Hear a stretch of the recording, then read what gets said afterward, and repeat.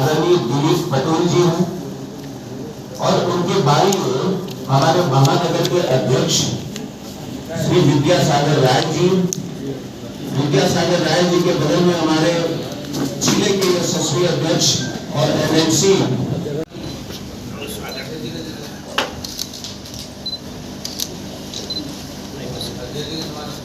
हाथ को थोड़ा सा अंदर दबा। अब मेरा सादर अनुरोध है आदरणीय सुधांशु त्रिवेदी। हम सब काशी में हैं। महाकुंभ का यह महान आध्यात्मिक, सांस्कृतिक और वैज्ञानिक पर्व अपने अंतिम चरण की तरफ है। महाशिवरात्रि का पर्व आने वाला है और ऐसे में काशी की इस पवित्र भूमि पर एक अलग अनुभूति होती है। और आज बजट के संदर्भ में मैं अपने विचार प्रस्तुत करने के लिए आपके समक्ष उपस्थित हूं।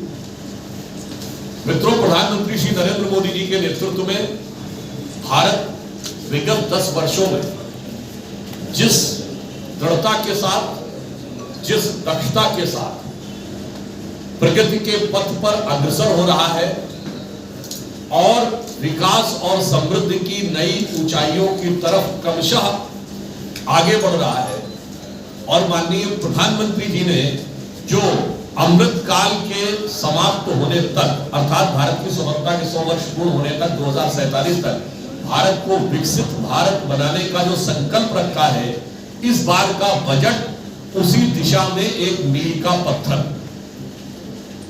2025 का हमारे बजट में सर्वस्पर्शी, विकासोन्मुखी और एक बेहतर भविष्य की तरफ दृष्टि रखने वाले व्यापक कदमों का मिला जुला प्रभाव दिखाई पड़ रहा है। समाज के सभी वर्गों के लिए मैंने सर्वस्पर्शी क्यों कहा? सर्वप्रथम अगर हम देखें तो आप सभी लोगों को ध्यान है कि मध्य वर्ग के लिए पहली बार ऐसा हुआ है कि किसी वर्ग ने जो अपेक्षा की हो बजट में, उससे अधिक उसे प्राप्ति हुई है। आप सबको ध्यान होगा कि during the discussion of budget से कहा जाता है 10 लाख रुपए तक के आयकर की छूट मिलेगी, परंतु माननीय वित्त मंत्री महोदया ने 12 लाख की घोषणा की। यह बहुत रेयर होता है कभी कि जिस चीज की एक्सपेक्टेशन की जा रही हो उससे ज्यादा सरकार बजट में प्रावधान करे। तो मध्य वर्ग को उसके विकास में योगदान का सम्मान करते हुए, वहां से अगर आप देखें तो किसानों के लिए 100 ऐसे डिस्ट्रिक्ट्स का चयन इस बजट में किया गया है जहां पर की उत्पादन कम होता है, उनको चिन्हित करके 1,70,00,000 किसानों को उसका लाभ देना। दलहन के उत्पादन में, यानी उड़द, मसूर जैसी और तूर की दाल में, जिसमें भारत अभी थोड़ा कमतर स्थिति में है, उसमें भारत को पूर्णतः आत्मनिर्भर बनाना, उसके लिए एक विशेष योजना का प्रावधान करना और किसान क्रेडिट कार्ड की लिमिट 3 लाख से बढ़ाकर 5 लाख करना। इस संदर्भ में मैं उल्लेखनीय बात ये भी बताना चाहता हूं, हमारी सरकार ने आने के बाद किसान क्रेडिट कार्ड की पात्रता में जो लोग दुग्ध का व्यवसाय करते हैं और जो मत्स्य पालन का व्यवसाय करते हैं उनको भी इसमें इंक्लूड किया है। उसके उपरांत यदि आप देखें तो एकदम आधुनिक नई टेक्निक के बारे में, जिस तरफ लोगों का कम ध्यान जाता है, हमारी सरकार ने यह लक्ष्य रखा है कि न्यूक्लियर एनर्जी के द्वारा, क्योंकि यदि भारत को विकसित भारत बनना है तो हमें क्लीन एनर्जी के द्वारा अपनी ऊर्जा की आवश्यकता को पूर्ण करना होगा। तो न्यूक्लियर एनर्जी के लिए 100 गीगावाट का प्रोडक्शन 2047 तक और 2033 तक 50 गीगावाट न्यूक्लियर एनर्जी के उत्पादन का लक्ष्य रखा गया है। शिक्षा की दृष्टि से यदि हम देखें तो आर्टिफिशियल इंटेलिजेंस के लिए 500 करोड़ रुपए का एक अलग निधि स्थापित की गई है और 3 क्षेत्र चिन्हित किए गए हैं, एग्रीकल्चर, हेल्थ और एजुकेशन, जहां आर्टिफिशियल इंटेलिजेंस का प्रयोग किया जाएगा। बजट में यदि आप देखें तो 6 मुख्य बिंदुओं की तरफ मुख्यतः ध्यान आकर्षित किया गया है। उसमें एक अर्बन डेवलपमेंट, पावर और माइनिंग, और इसके अतिरिक्त टैक्सेशन, रिफॉर्म्स और फाइनेंशियल सेक्टर। इसमें यह भी घोषणा की गई है कि जो भारत का इनकम टैक्स लॉ है उसमें आमूलचूल परिवर्तन किया जाएगा। अभी तक जो हमारा IT एक्ट है जो 1961 का है, जिसमें लगभग 23 चैप्टर है और 298 क्लॉज है। वित्त मंत्री जी ने कहा इसको लगभग आधा किया जाएगा, सरल, सहज और बोधगम्य किया जाएगा, ताकि टैक्स से जुड़ी जटिलताओं को समाधान करने में अधिक समय और अवसर प्राप्त हो सके। अब अगर इसके अतिरिक्त अगर आप देखें तो अर्बन डेवलपमेंट यानी शहरी विकास पर जोर डालने के लिए 1 लाख करोड़ रुपए का अर्बन चैलेंज फंड की व्यवस्था की गई है। यानी भारत के अंदर शहरी विकास को एक नई ऊंचाई देने के लिए एक प्रॉपर व्यवस्था यहां पर की गई है। टेक्सटाइल सेक्टर्स में अगर आप देखें तो उसमें किस प्रकार से आगे उन्नति हो सकती है, उसके लिए अलग प्रावधान है।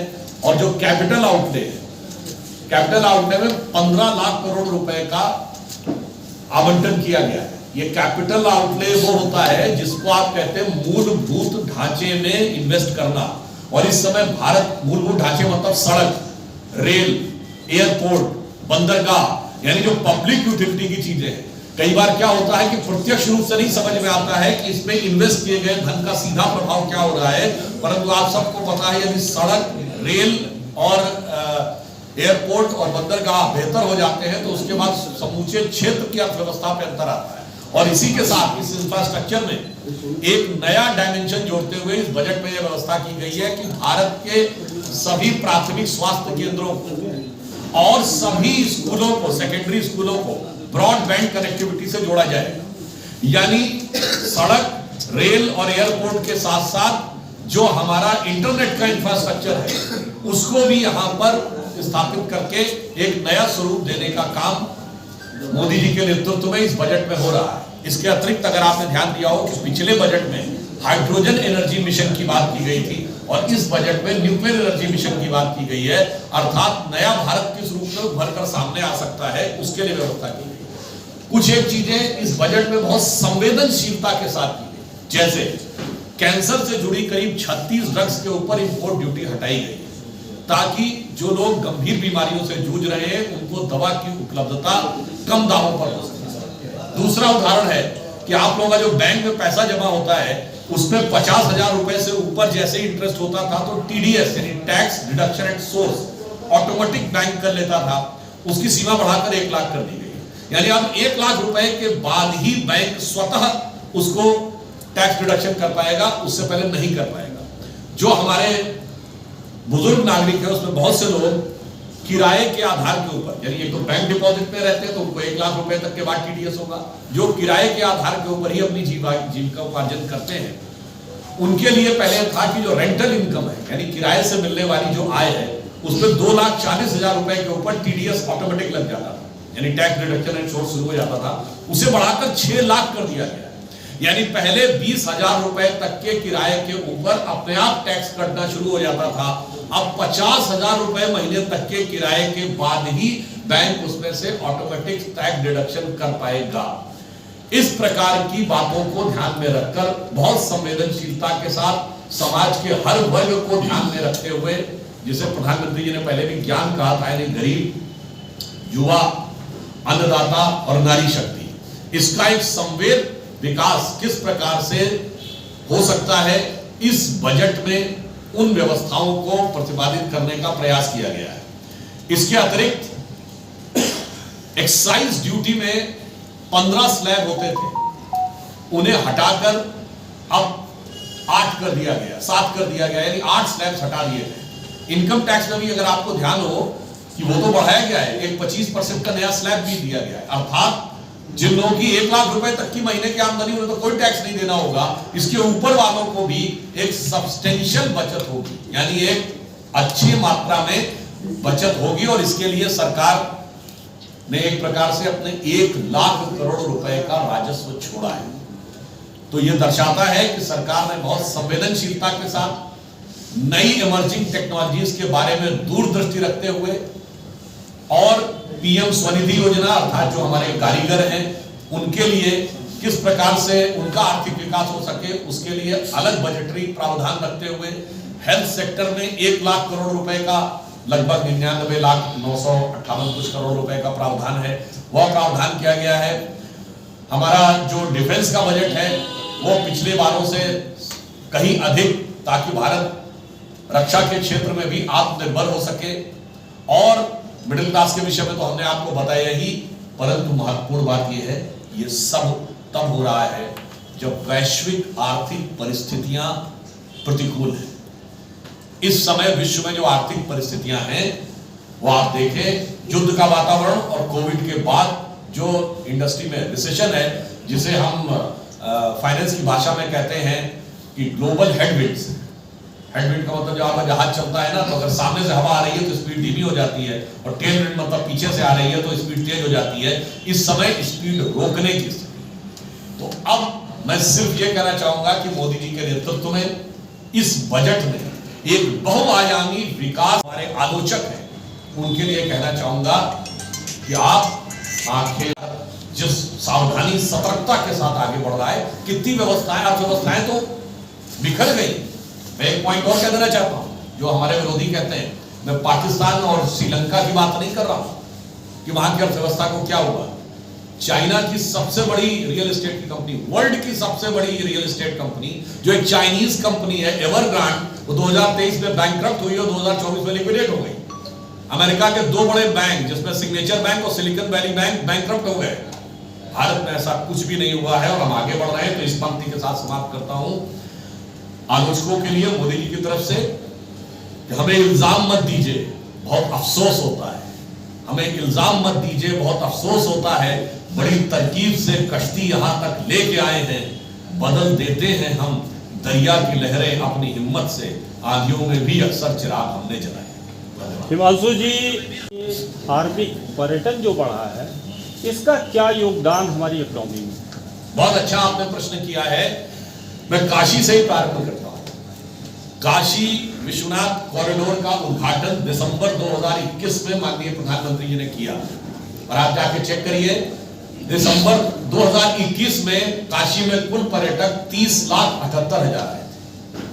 2020 में भी 28 और 30 लाख, और 2024 में काशी में 11 करोड़ पर्यटक, 30 लाख से 11 करोड़। अब सहज स्वाभाविक यह अनुमान लगाया जा सकता है कि इसके द्वारा काशी नगर की अर्थव्यवस्था पर क्या असर पड़ेगा। दूसरा उदाहरण बताना चाहता हूं, पूरे भारत में आजादी के बाद से लेकर 2023 तक यदि कोई एक डेस्टिनेशन था जहां सबसे ज्यादा पर्यटक आते थे, तो वो आगरे का ताजमहल था।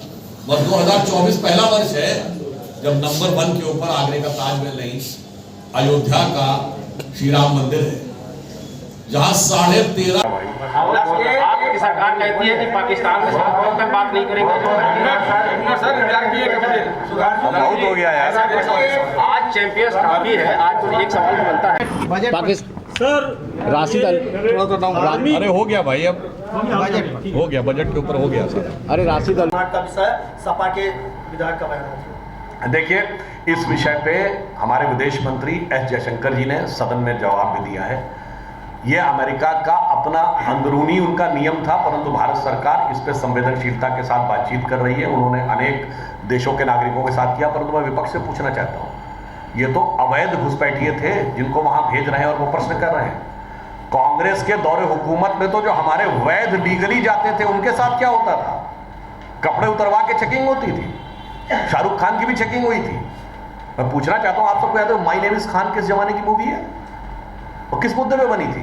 चुन चुन कर भारतीयों को अपमानित किया जाता था, कपड़े उतरवा के सारी चेकिंग होती थी, हथकड़ी लगा के चेकिंग होती थी। और तो और हमारे पूर्व राष्ट्रपति कलाम साहब की फ्रिस्किंग हुई थी और सरकार चुप रही थी। मोस्ट डिग्निफाइड, जो देश का प्रथम, हम लोगों ने पार्लियामेंट में मुद्दा उठाया, तब संसद ने प्रस्ताव पारित किया था, तब अमेरिका ने उसके लिए खेद व्यक्त किया था। इसलिए जो लोग आज अवैध लोगों के लिए, जिनके दिल में इतने अरमान उभर रहे हैं, वो अपने जमाने में वैध और गरिमापूर्ण लोगों के सम्मान की रक्षा नहीं कर पा रहे।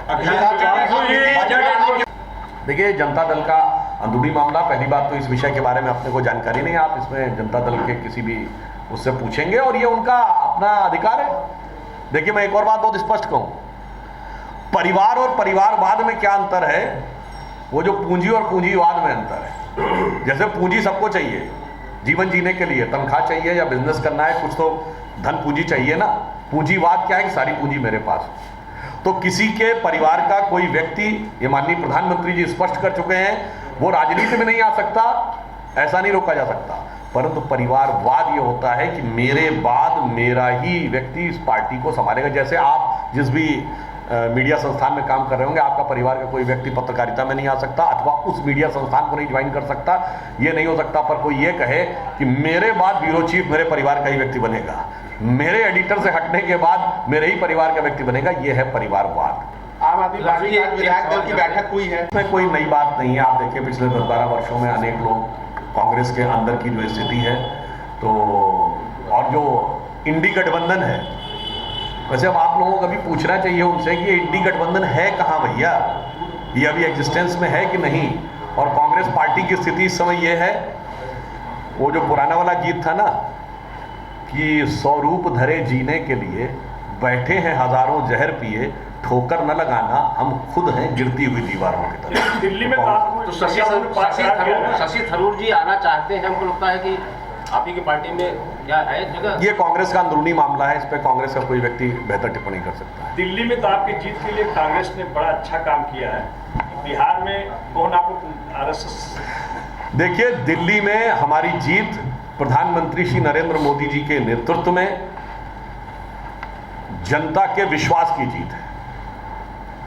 मोदी की गारंटी पर जनता की मोहर है और दिल्ली का चुनाव परिणाम यह दर्शाता है कि आम आदमी पार्टी शिखर से सतह पर और कांग्रेस पार्टी सिफर से सिफर पर। परंतु फिर भी मुझे ऐसा लगता है कि शून्य में सुकून दिखाई पड़ रहा है कांग्रेस पार्टी को, क्योंकि जो उत्तर प्रदेश में हुआ है वैसे ही वहां हुआ है। कारण क्या है, एक ही वोट बैंक था जिसके लिए इंडी गठबंधन एक हुआ था।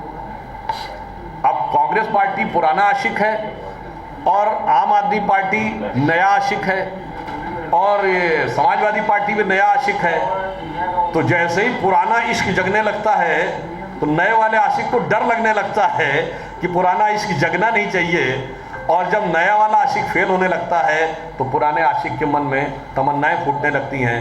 तो इन दोनों का रिलेशनशिप वही कहलाता है। तो मैं आप और कांग्रेस के गठबंधन और समाजवादी पार्टी और कांग्रेस के गठबंधन में कहूँगा, चुनाव तक एक साथ थे, फिर चुनाव से अलग हो जाते हैं, हारने के बाद फिर एक साथ होने लगते हैं। तो इनके लिए वो पंक्ति सही बैठती है कि मिलो ना तुम तो हम घबराएं, मिलो तो आंख चुराएं हमें क्या हो गया है। आज चैंपियंस काफी अखिलेश जी कह रहे हैं कि दोस्त ना रहा। किसके लिए? अमेरिका के लिए कह रहे हैं कि वो मतलब दोस्त ना रहा। वैसे मुझे लगता है वो कांग्रेस के लिए बोले तो ज्यादा बेहतर होगा कि मात्र कुछ दिन पहले वो कांग्रेस से यूपी के 2 लड़के जो थे उसमें आपस में दोस्ती थी, उसमें ज्यादा सही होगा। सुधांशु, मेरा सवाल है, आप लगातार मोदी जी के विधायक आतिशी को चुना गया है।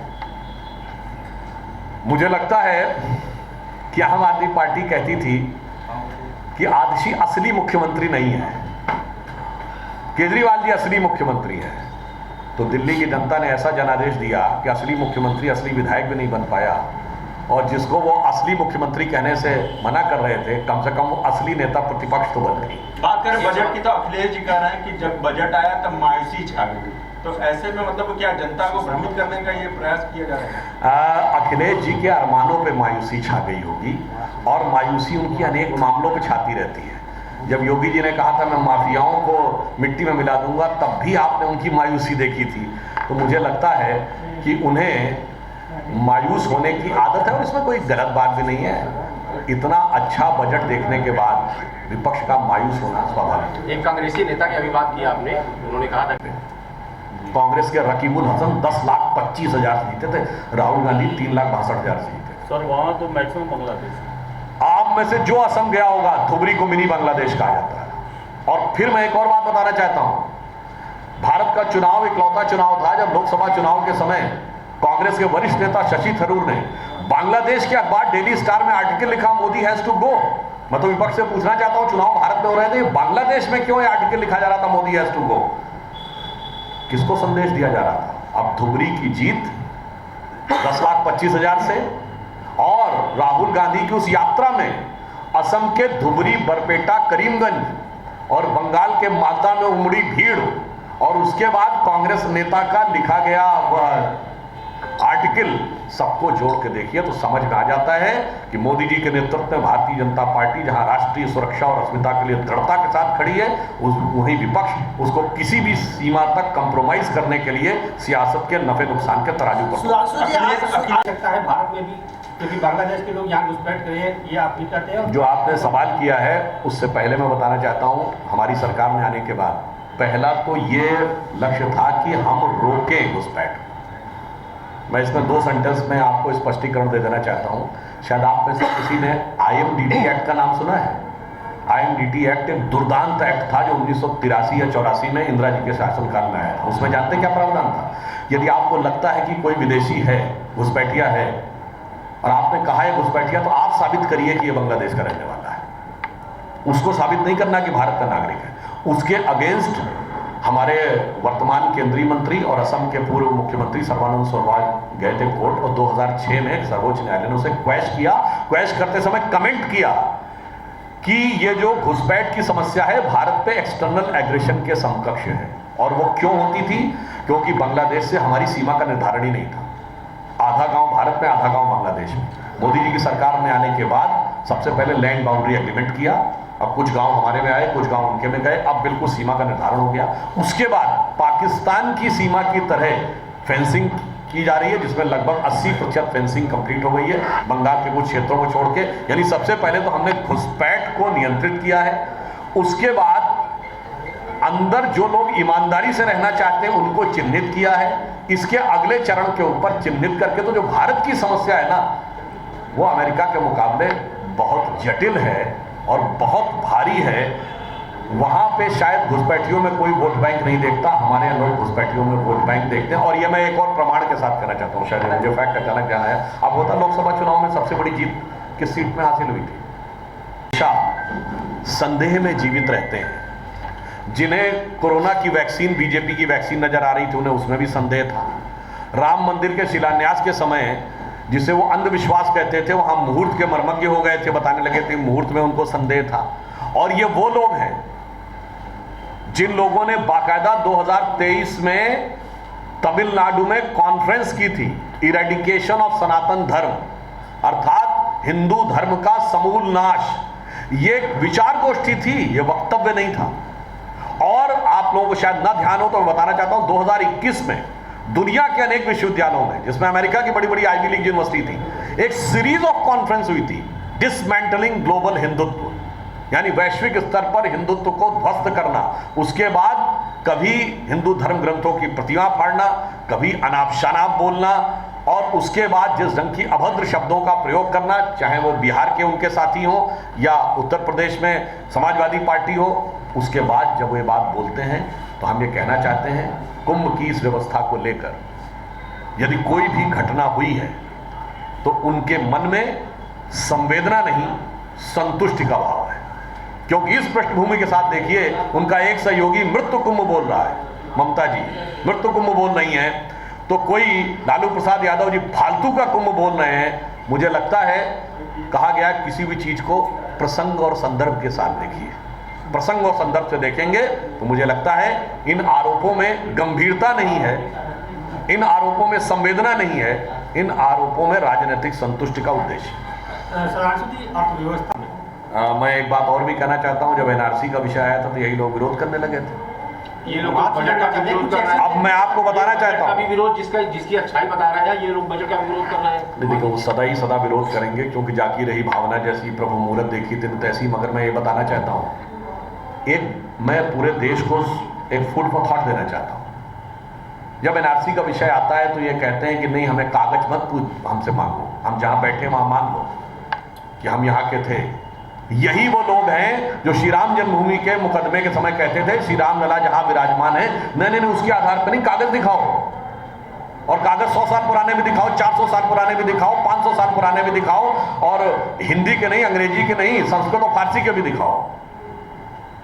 तो मुझे लगता है कि अपने लिए एक वर्ग के लिए ये स्टैंडर्ड और भगवान के लिए दूसरा स्टैंडर्ड। तो मुझे वो पंक्ति याद आती है कि मानो रामचंद्र कह गए सिया से ऐसा कलयुग आएगा कि रामलला तो कागज देंगे बाकी कोई ना दिखाएगा, यानी वो उनसे पहचान पूछी जाएगी बाकी किसी से पहचान नहीं पूछी जाएगी। इससे जनता की नजर में इनका दोहरा चरित्र उजागर। मेरा सवाल सीधा था कि अमेरिका की तरफ कोई रहते हैं उनको उनके देश वापस भेजा जा रहा है, क्या भारत भी अपनी अर्थव्यवस्था को मजबूत करने के लिए ऐसा कोई कदम उठाएगा? देखिए, हमने तो इस विषय के ऊपर पहले ही कदम उठाया था। हम CAA लाए थे कि जो लोग लीगली आए हैं उनको हम नागरिकता देंगे और जो इलीगली आए हैं उनके ऊपर कार्रवाई रोकेंगे। परंतु अफसोस की बात है, ये वही दल थे जो सब इसका विरोध करने के लिए खड़े हुए थे। मैं याद दिलाना चाहता हूं 2014 के चुनाव से पहले जब माननीय प्रधानमंत्री जी ने प्रधानमंत्री कैंडिडेट के रूप में पश्चिम बंगाल का दौरा किया था और उन्होंने कहा था जो बांग्लादेशी घुसपैठिए हैं इनको हम बाहर करेंगे, तो उस समय ममता बनर्जी जी ने कहा था मैं देखती हूं कि कौन उनको बाहर करता है।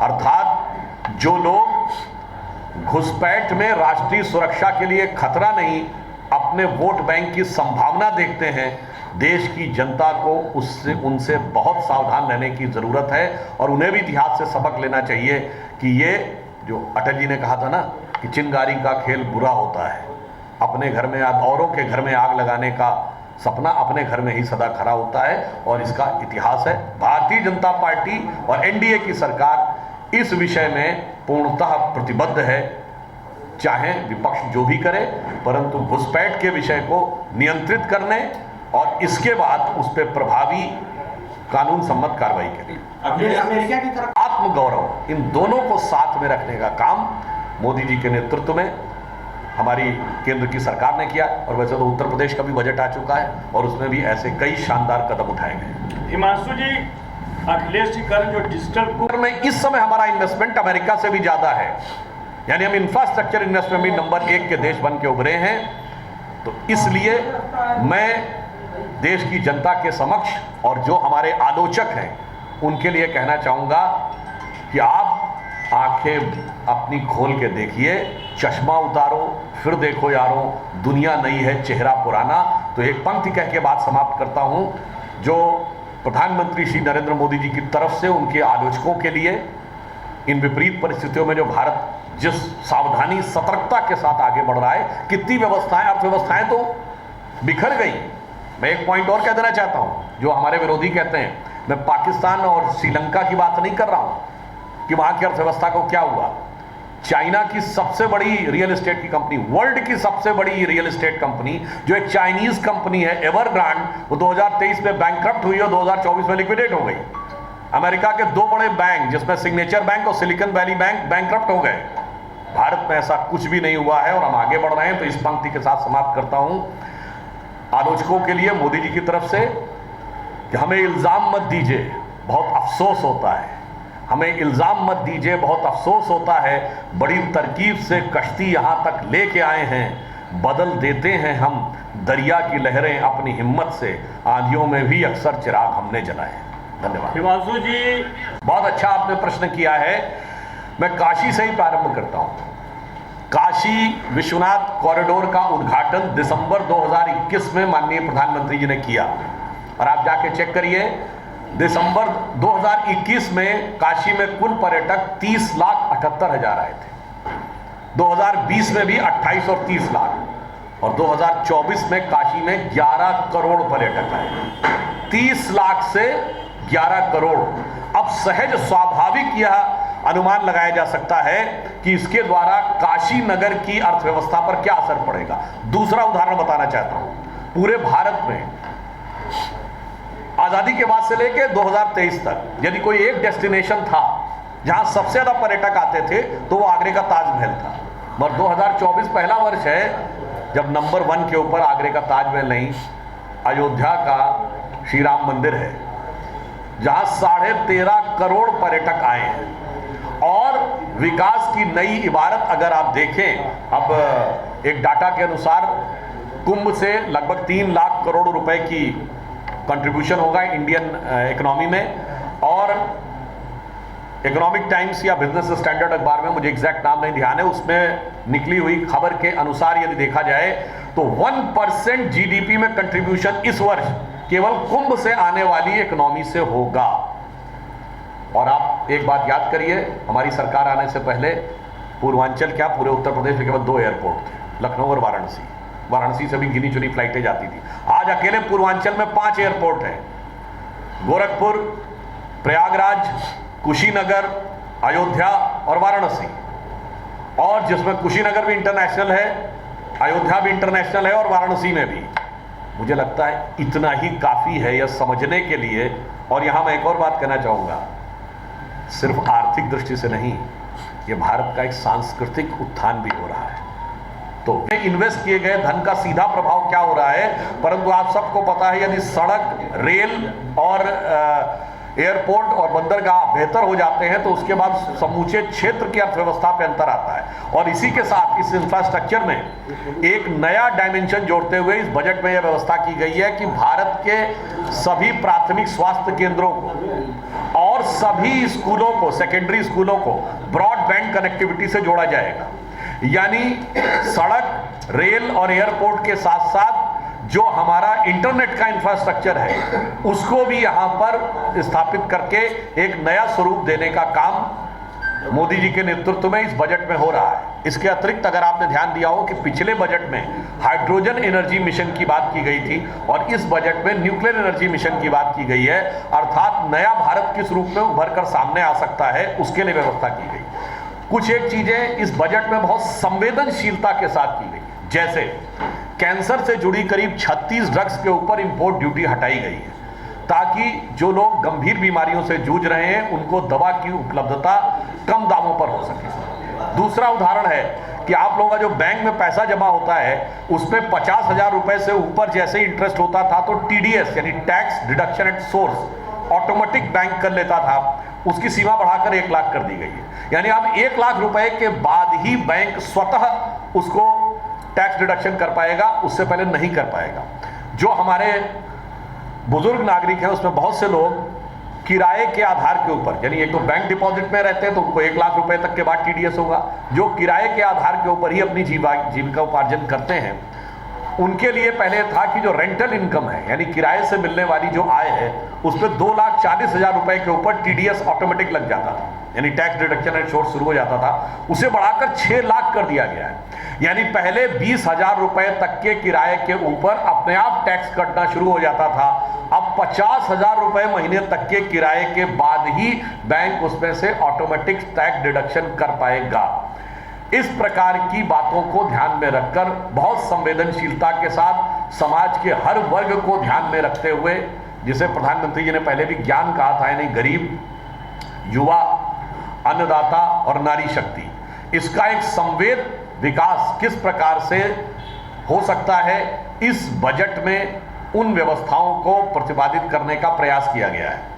इसके अतिरिक्त एक्साइज ड्यूटी में 15 स्लैब होते थे, उन्हें हटाकर अब 8 कर दिया गया, 7 कर दिया गया, यानी 8 स्लैब्स हटा दिए गए। इनकम टैक्स में भी अगर आपको ध्यान हो कि वो तो बढ़ाया गया है, एक 25% का नया स्लैब भी दिया गया है, अर्थात जिन लोगों की 1 लाख रुपए तक की महीने की आमदनी उन्हें तो कोई टैक्स नहीं देना होगा, इसके ऊपर वालों को भी एक सब्सटेंशियल बचत होगी, यानी एक में बचत होगी। और इसके लिए सरकार ने एक प्रकार से अपने 1 लाख करोड़ रुपए का राजस्व छोड़ा है। तो यह दर्शाता है कि सरकार ने बहुत संवेदनशीलता के साथ नई इमर्जिंग टेक्नोलॉजीज के बारे में दूरदृष्टि रखते हुए और PM स्वनिधि योजना, अर्थात जो हमारे कारीगर हैं उनके लिए किस प्रकार से उनका आर्थिक विकास हो सके उसके लिए अलग बजटरी प्रावधान रखते हुए हेल्थ सेक्टर में 1 लाख करोड़ रुपए का लगभग 99,958 कुछ करोड़ रुपए का प्रावधान है, वह प्रावधान किया गया है। हमारा जो डिफेंस का बजट है वो पिछले बारों से कहीं अधिक, ताकि भारत रक्षा के क्षेत्र में भी आत्मनिर्भर हो सके। और मिडिल क्लास के विषय में तो हमने आपको बताया ही, परंतु महत्वपूर्ण बात यह है ये सब तब हो रहा है जब वैश्विक आर्थिक परिस्थितियां प्रतिकूल हैं। इस समय विश्व में जो आर्थिक परिस्थितियां हैं वो आप देखें, युद्ध का वातावरण और कोविड के बाद जो इंडस्ट्री में रिसेशन है, जिसे हम फाइनेंस की भाषा में कहते हैं कि ग्लोबल हेडविंड्स हैं।